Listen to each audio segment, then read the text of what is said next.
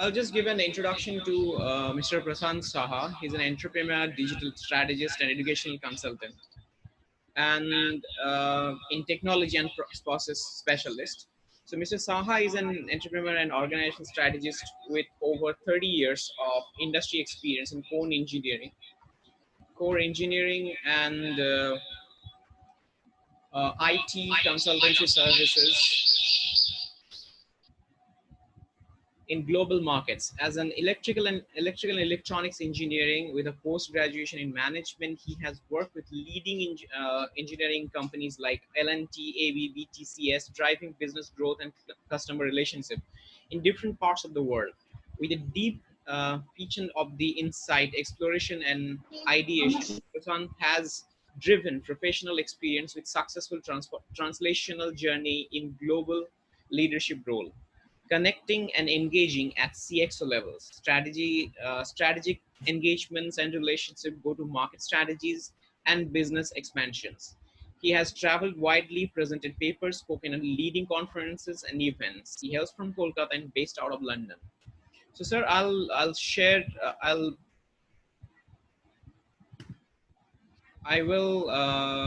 I will pass in the. Can you hear me?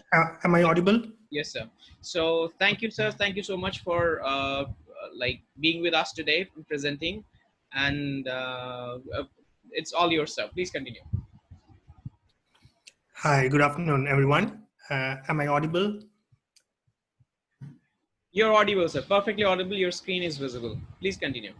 Okay, and I hope you can see me now as well. Yes, sir. Okay, wonderful. It's a pleasure. So we have 38 people on the call. The numbers are, I can see, growing. So good to have you all. Good to be able to speak to all of you in this very uncertain times. In the midst of a pandemic, we are going through various, I would say, changes. The world is changing rapidly, and the pace of change has become even more because of the pandemic. So I hope you all are keeping safe. You are doing, or you are able to take care of yourselves, your families, and let's see what we can achieve in the next 1 hour or so. So I'll keep it a little interactive. So if any of you have any comments, feel free to raise your hands, and I'll be happy to sort of address any questions that you might have. What I'm going to talk about today is a slightly broad topic, because as the world is changing, as the pace of our lives are changing rapidly, we are taking a look at the education, I would say, infrastructure, the education system, specifically the higher education system, in terms of what is required to be sort of seen when students as well as faculty are in a digital age, trying to reach out for higher education in these times.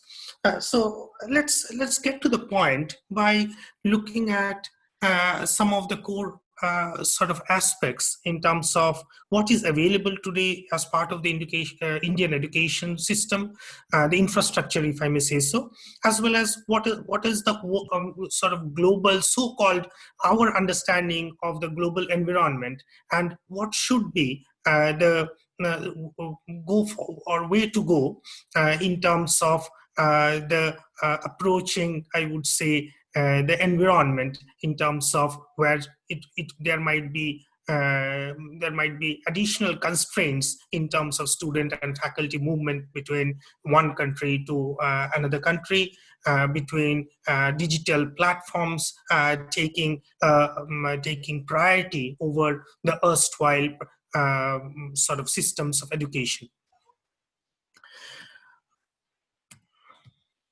So, Amit, should I start? Yes, sir. Please continue. So you can start, sir. Okay.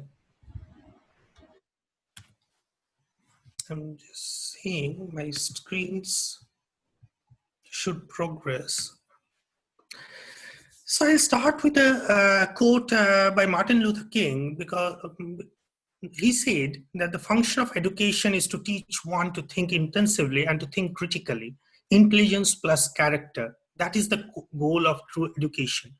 This could not have been more true in today's age, wherein education is not just what we get to learn through an intensive curriculum.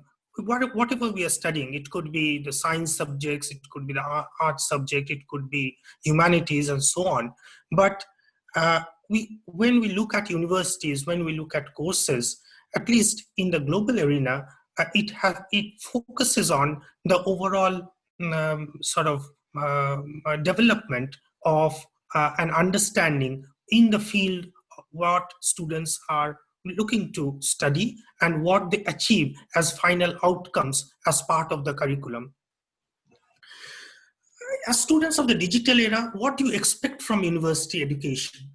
Because if I look back about 5 years, 10 years, or when I was a student, I was I studied engineering, I studied management. I have been sort of talking to students across various age groups. I have seen a major transformation in the thought process of students, say from 20 years back to 10 years back to 5 years back and today. In the last 5 years, the thought process has changed remarkably. I will tell you, about 1 year back, I was talking to a student fresh out of their high school, and the student was asking whether I should be studying, or that particular student should be studying in India or should be studying abroad, and what are the key options that is available to him or her in terms of higher education. I realized that the level of information, the level of data that a particular student has today is enormous because of internet, because of access to different sources, statistics. The level of information, the level of awareness of the standards of education, irrespective of the country, the detailed understanding of the curriculum that should be offered as part of a particular course, that level of awareness is very different to what students would have had, say, 10 years back or 15 years back. So as students of the digital era, what are the key expectations? So when I look at this question, I find that there are some key pillars. One of the key pillars are the learning resources. Like, how do you choose a particular, or how would a student choose a particular course or a particular curriculum? Because fresh out of, say, high school, students sometimes have the confusion because the parents might want the students to opt for a particular course. You might, or the student might have their particular aspirations. The society or the industries may provide a completely different picture, because sometimes it may look like, okay, today's everybody talks about cloud, everybody talks about innovation, entrepreneurship, artificial intelligence. So there are so many choices available today. So it is like being in a very fluid situation where somebody needs to decide. And then, given the other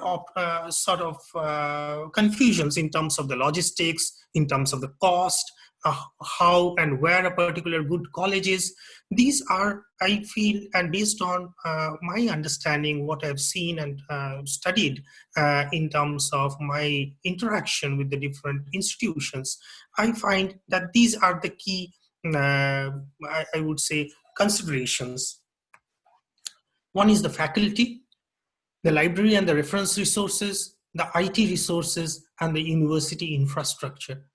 These are the four key elements in terms of identifying and taking a sort of good look at these four elements to decide whether a particular institute that the student or even the faculty they are willing to join, or they're looking forward to join, they have these key elements available with them or not. And in the digital age, actually most of this is overtaken or is embedded within a digital platform, and that's what makes today's scenario significantly different from what was the scenario, say, 5 years back or 10 years back.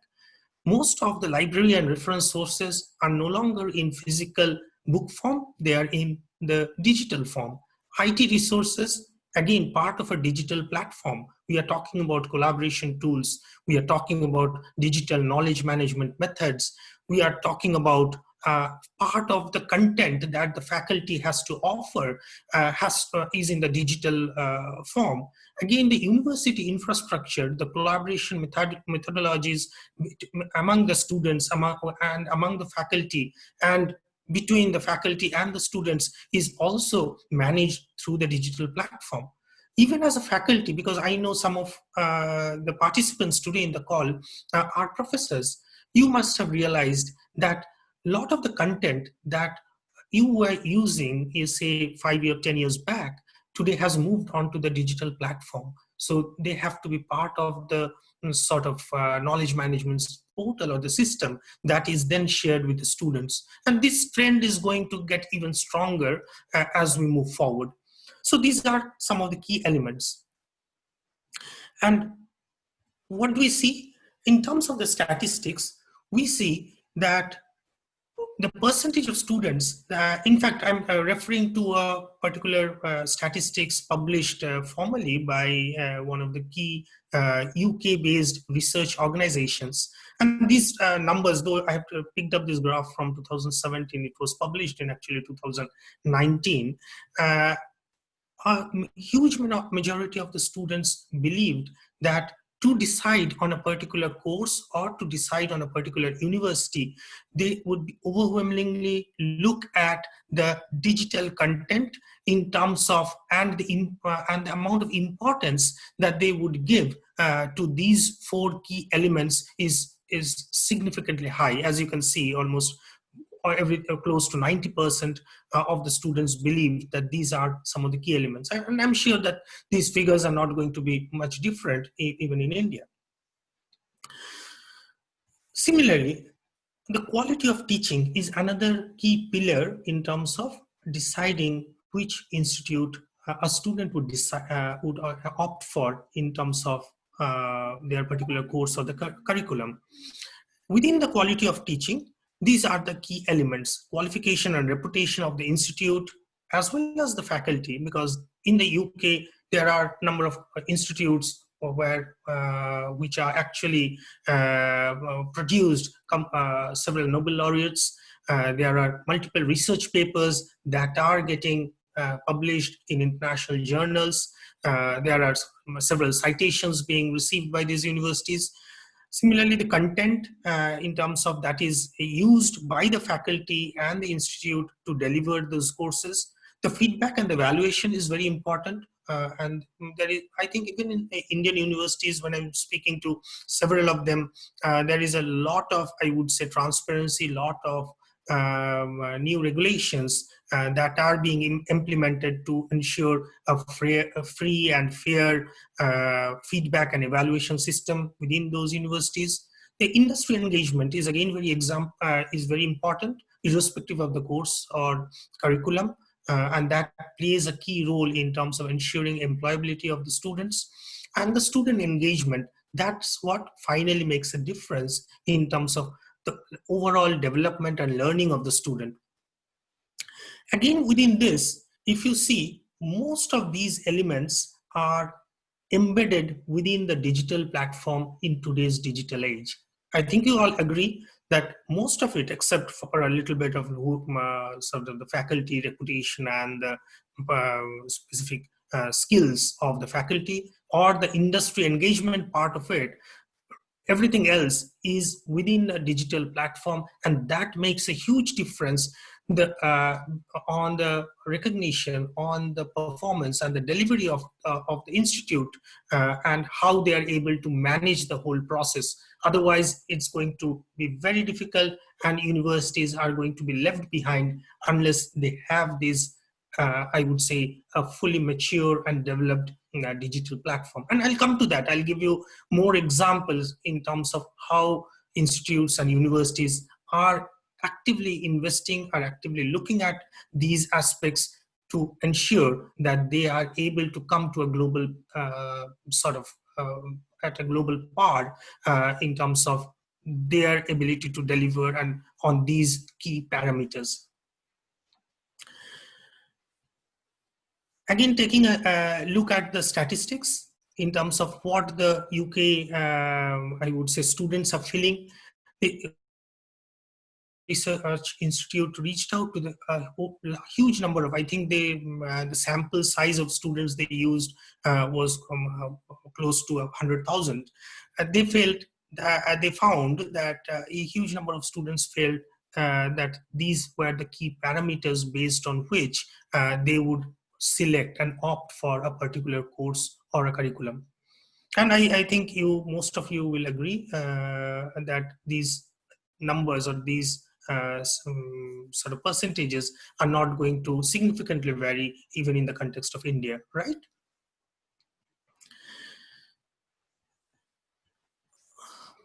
The third key pillar is the regulation and the accountability. This is a framework for in India in terms of the UGC, AICTE, how they affiliate colleges and how the colleges then roll out the courses, and these courses get their accreditation from AICTE, UGC, or concerned regulatory authorities. Having said so, the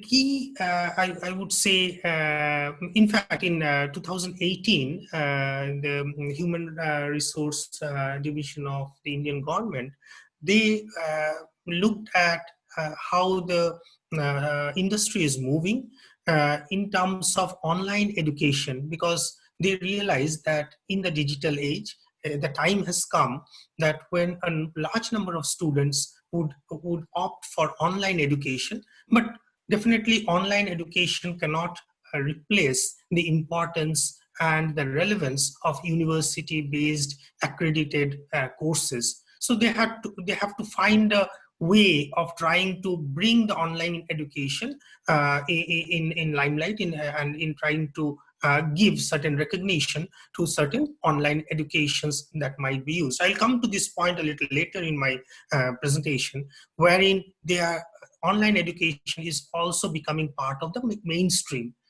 without diluting the importance and the significance of university-based curriculum and courses. So what they've identified a couple of key parameters that whichever institute is trying to provide online education, they need to have 5 years of experience, and these are actually still evolving. Even when I was looking at some of the recent discussions that is happening at the ministry level, these figures and parameters have changed a little bit, but more or less the idea remains the same in terms of the recognition of the institute which is offering these online courses, whether what type of digital platforms they are using, whether they have got a certain number of or a certain amount of recognition or not, and so on and so forth.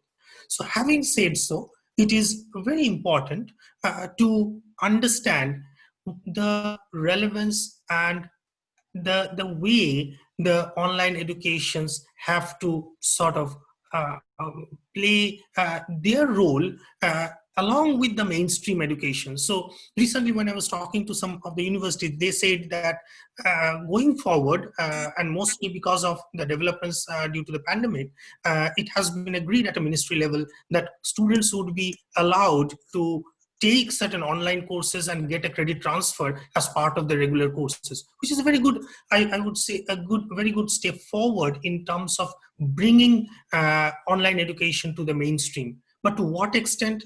What are the students actually learning? How much is their sort of overall understanding of the subject? Through which institutes are they taking those online courses. These are certain elements which the particular sort of regulatory body has to ascertain, has to ensure. And I think then it can really help not only the institutes, but the students as well, because some of the topics, some of the subjects might be very difficult for the concerned university to deliver on their own because of the availability of faculty and so on. Having said so, what the industry feels that ultimately accountability plays a key role in terms of when the particular courses are being delivered by the concerned universities. Many places, it's not a problem only in India, it is everywhere. There are good institutes, there are not so good institutes. And it is very important because us as a student, you are giving or investing your next few years of your life in terms of studying at a particular university, and that will define what your future career would look like. And if during the course of this duration, if you feel that you are not achieving what you wanted to achieve at the beginning of this course, then ultimately somebody has to be accountable for that, and it cannot go on in that form or shape in the subsequent years. So this is a major area which is being looked at by all the regulatory authorities. Hello. Is there a question?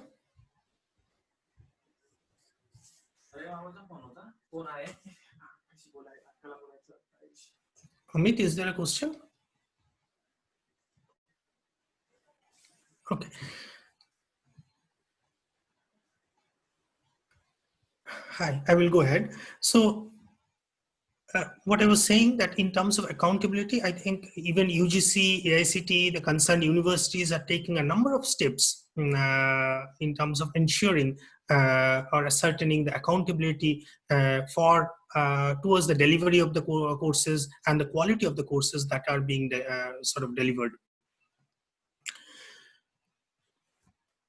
So having looked at these three pillars, it is now, I think, possible for us to understand how the overall framework works and what it should look like. Coming back to my original question, that as students or as faculty in the digital age, what are we looking at? How should the system look like?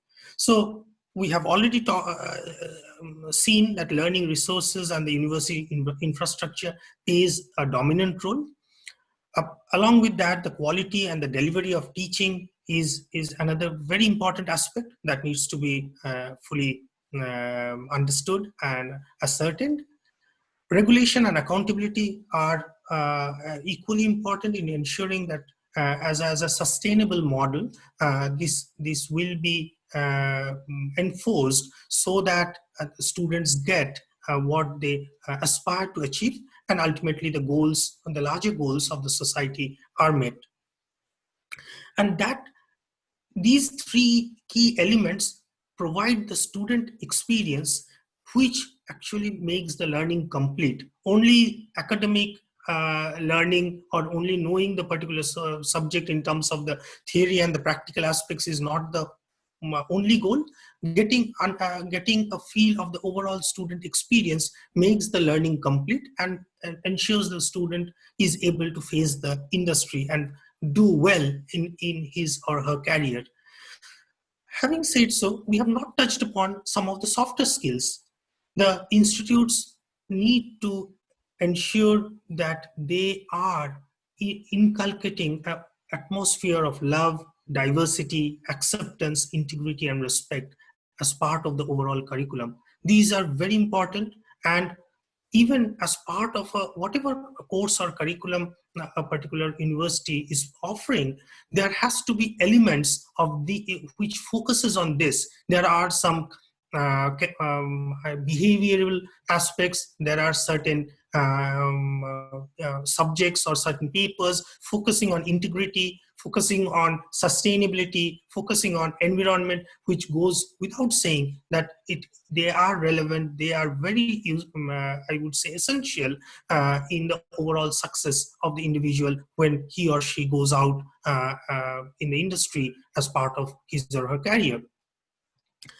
The final and not the least are some of these elements. How a student will decide on which course or curriculum he or she has to or would like to sort of opt for. The cost, the accessibility, the availability, the duration of the course, the tenure, the location, these play a very important role in terms of deciding which course where. Now, coming back to that earlier question, when the student asked, which course should I be or what should I be doing now?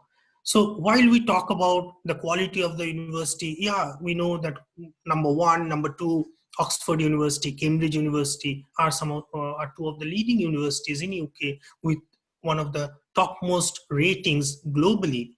But before deciding on that particular university, we have to look at, or the student has to look at all these aspects, and the cost, accessibility, availability, duration, location plays a key role in terms of whether he or she, you like it or not, would be able to opt for that particular course or not.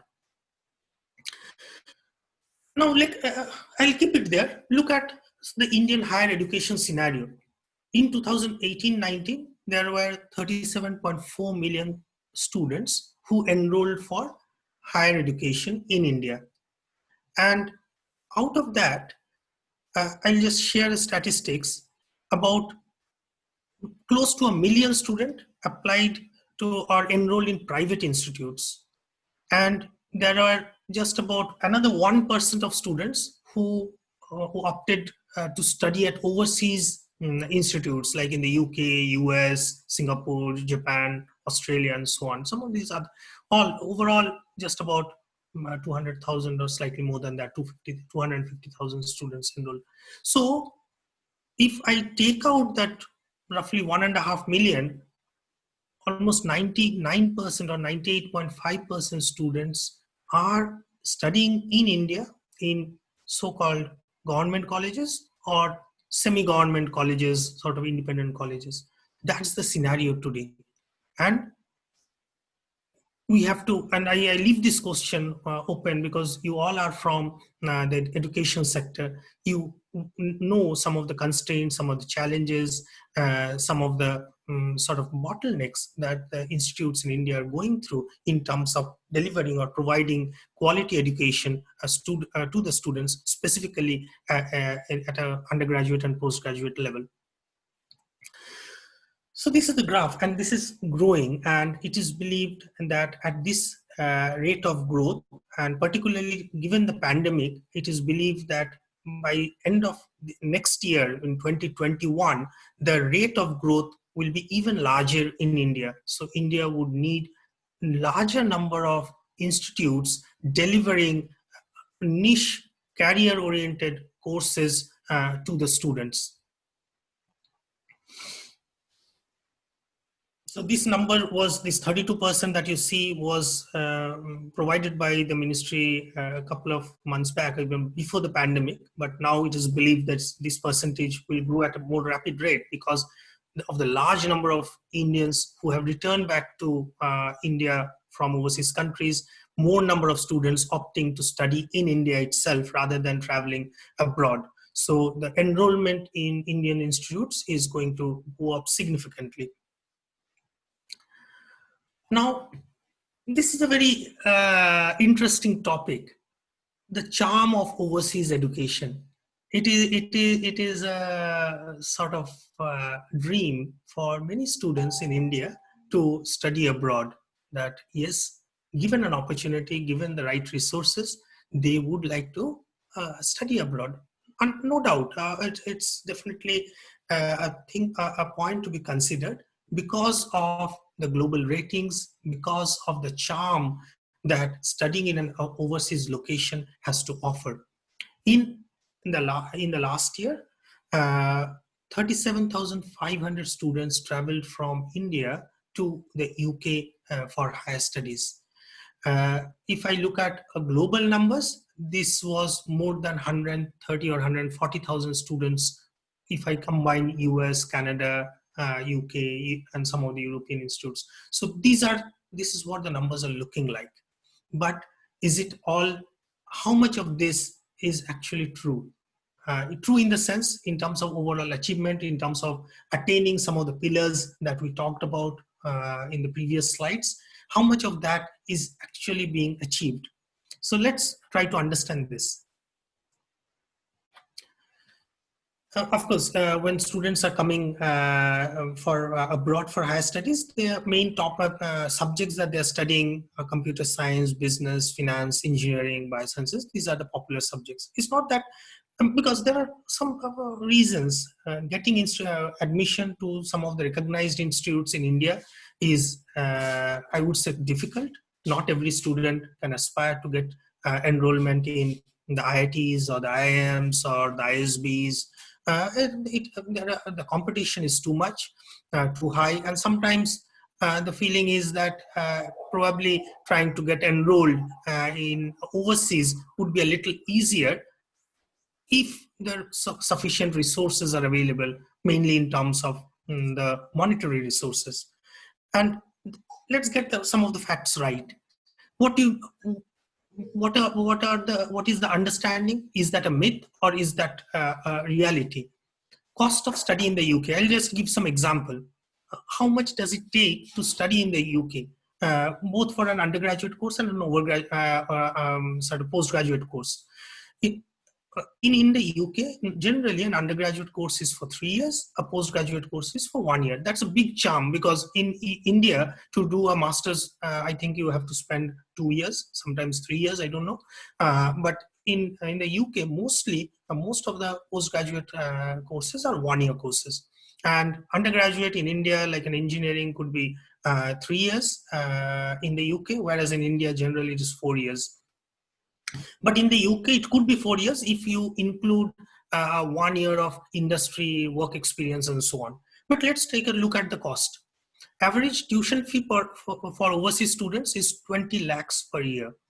Average food and lodging expense about 8 lakhs. Visa, travel and insurance cost about 2 lakhs. So total cost for studying in the UK is about 30 lakhs. And if it's a 1 year postgraduate course, it will be 30 lakhs approximately. If it's a 3 year undergraduate course, it would be somewhere around 75 to 80 lakhs. And this is at an average.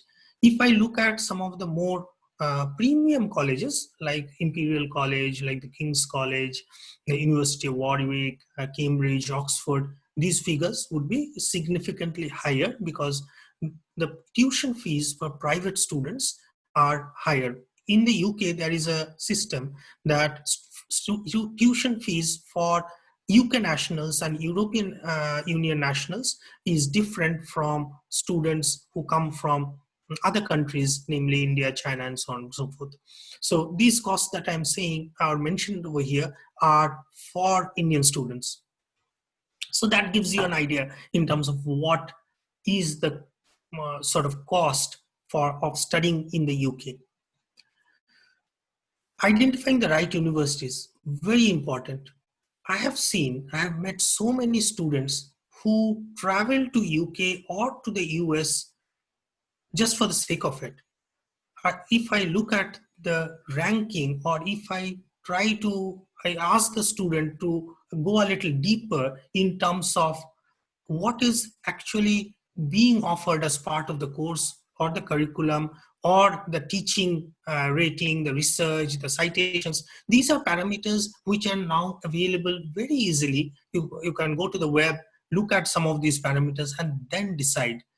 Just for the sake of, I would like to travel to UK or US and study at a foreign university, just because I have the money, doesn't cut too much of ice once you have completed the course and then looking for a job.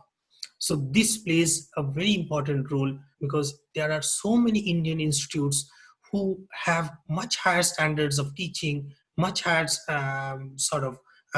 levels of infrastructure than what is available even in the overseas institutes. So if a student is thinking of traveling abroad for higher studies, it is very important to do a proper research, understand which institute are the right institutes for them, and then take the decision.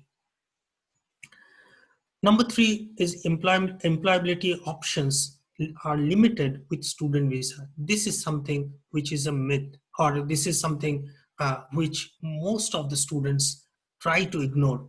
If they feel that if they travel abroad for an overseas education, they can land up with a job. Specifically in Europe and in the UK, students have to come to study through a student visa route. And as per the student visa route, none of the institutes offer campus placements to students who are from outside the UK or the European Union. So these statistics will tell you they have only these two categories: students who are from the UK or students who are from other countries, other European Union countries. There is no parameter of how many Indian students are getting jobs in the UK, because these numbers are so small. There are hardly the highly meritorious students or students who probably have some good contacts in the industry might land up with jobs in UK or European Union. Most of the 90%, 95% of those students coming from India have to go back to their respective countries or to their respective places, because it is very difficult for students to get jobs here with a student visa. Of course, these rules are changing in the UK. UK is now saying that after the pandemic, they will allow students to stay back for 2 more years with a student visa and look for jobs. But the onus of finding a job in the UK, it rests with the student, not with the institute. And there are no campus interviews which actually runs within these universities for non-European Union or non-UK students to provide employment in the local market.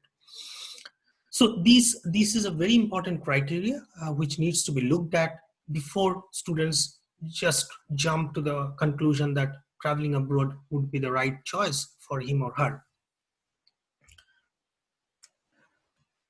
So Government of India has been looking into all of these aspects in terms of the UGC Equip plan, and they are focusing on these 10 key areas to promote uh, or to improve the standard of education in the Indian universities, to provide better learning environments for students within Indian institutes, and then bring a holistic reform in the overall development, particularly considering the fact that we are in the digital age.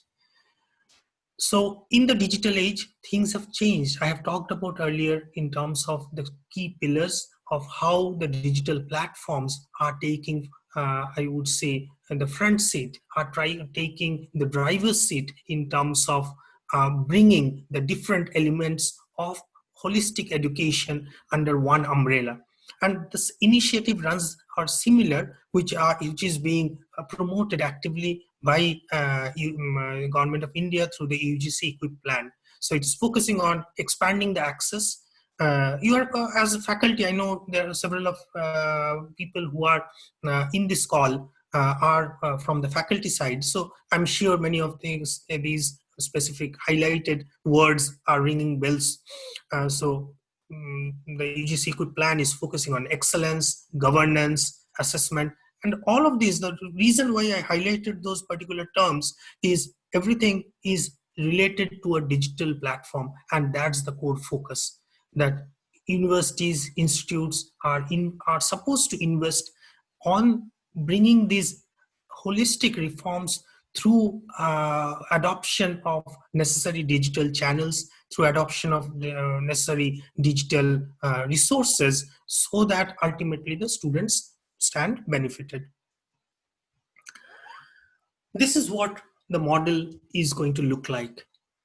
Through the global collaboration model, what the institutes, what I as a consultant in this domain, what we are looking at, how we can address some of these expectations of the Indian education system through global collaborations? Can we provide joint certified courses to Indian students through these collaborations, the Indian institutes as well as the overseas institutes? It should not be necessary for students to study or travel abroad, because we have already seen that not more than 1% of the students are anywhere able to travel abroad because it's so expensive. So 99% of the students are getting deprived of quality education because of no fault of theirs, because the institutes are trying to do their best, the teachers are trying to do their best, but the overall system needs a holistic improvement.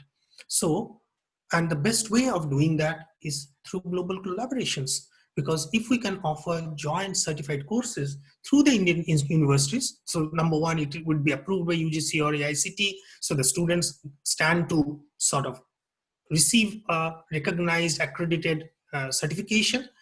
However, the digital platform or the content could be extended to receive the best of the trade inputs or the support from the overseas universities.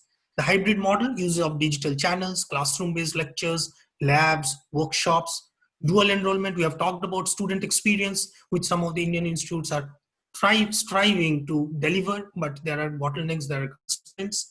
And through these digital channels, it should be possible for students to get those dual enrollment, get study in two universities, and without the need of traveling.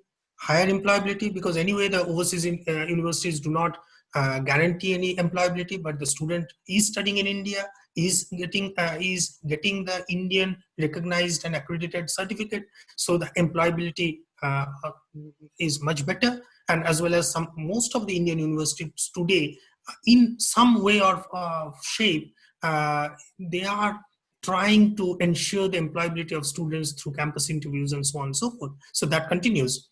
And the courses could offer optional study to UK or Europe, so that I would say desire of trying to go or look, get an experience of the overseas university firsthand could always be plugged in through an optional study tour and so on and so forth.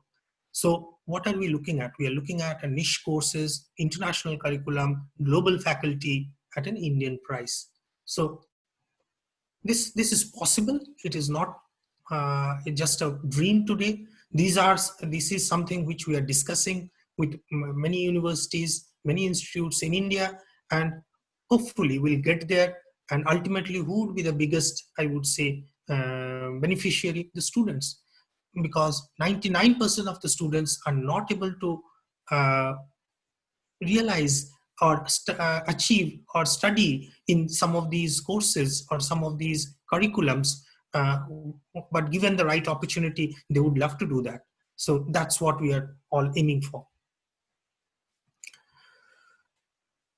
I talked about the digital platform. This is the digital platform which would form the backbone. Many of these institutes, IITs, and I don't know if some of you are from some of those institutes.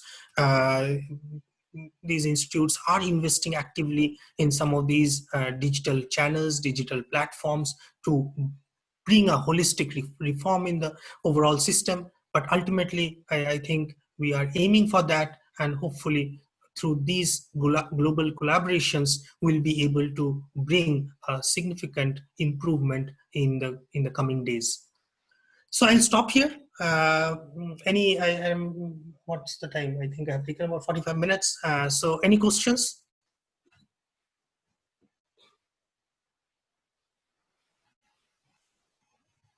Amit, back to you. Yes, sir. So I think if anybody has any questions regarding higher education, and because sir is an expert into higher education and university level collaborations, then I think it's a good time to ask him.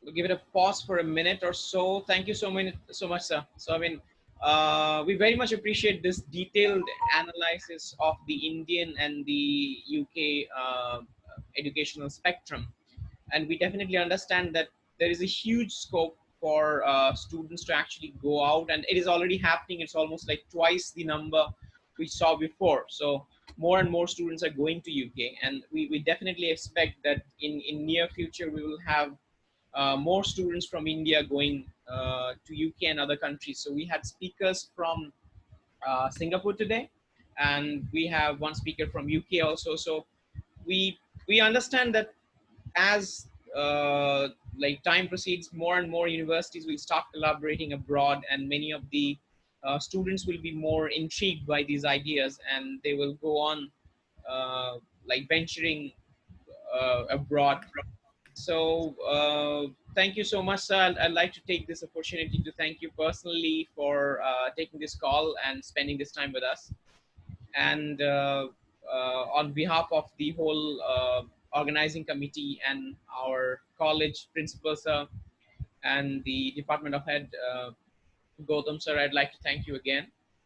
And also to all the viewers, the listeners, thank you so much for being very nice throughout this whole session. And so, Prasant sir, I mean, you do understand some of these people would have questions in university level collaborations or student level, and they may reach out to you on email or anything. Yeah, that's why I've mentioned my email over here. Feel free to sort of drop any questions that you may have. So this is an evolving area. This is an area which is going to take further shape in the coming days. And I hope ultimately with the right digital tools, with the right digital channels, with the right intent, we will get there. The gap between good Indian institutes and the so-called good institutes in the US and UK is not that much. I have another paper where I'm trying to do a study in terms of why the ratings of Indian universities are so different from a good institute in the UK. Because I talked about the Times rating, so if I look at the rating of say IIT Kanpur or IIT Kharagpur vis-a-vis the Cambridge University or the Oxford University, what is different? Because I know personally, I have spoken to some of these, they're very good. Or for that matter, Jadavpur University. What is wrong with that? But why it has to be so down in the list compared to some of the not so good universities in the UK? And there are certain parameters which we can ignore. In terms of this key parameter in terms of number of international students studying in that institute. So India does not need, because India has so many Indian students, so they are not looking to other countries to come and enroll within those universities. They'll be happy to give as much enrollment to Indian students. So on that parameter, they will never score as high as a university in the US or the UK. So the rating continues to be lagging for Indian university, but it's not a matter of concern. We have to look at the other elements of where a holistic education can be provided to the students. Ultimately, the students have to get the right resources, have to get the right, I would say, the curriculum to be able to sort of learn the topic or learn the subject to do well or excel in his or her career. That's the main goal.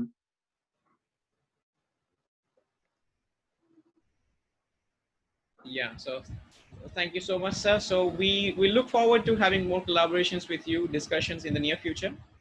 And I'll just bring this conference to an end with, may I share one more slide, sir, if you allow me kindly. Thank you so much, sir.